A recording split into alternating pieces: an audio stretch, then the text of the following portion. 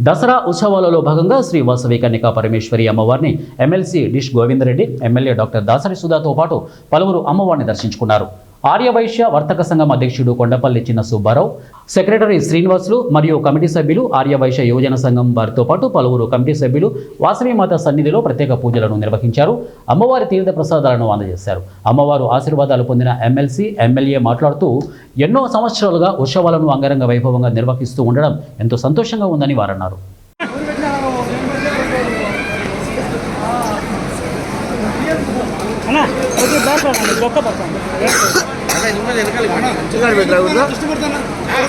అన్నీ తీసుకోవాలంటే వెంటనే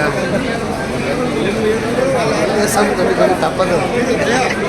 ఆస్తులు మాకేం అవసరం, ఆస్తులు అవి సొంతంగా సంపాదించిన ఆస్తులు అన్నమాట. రండి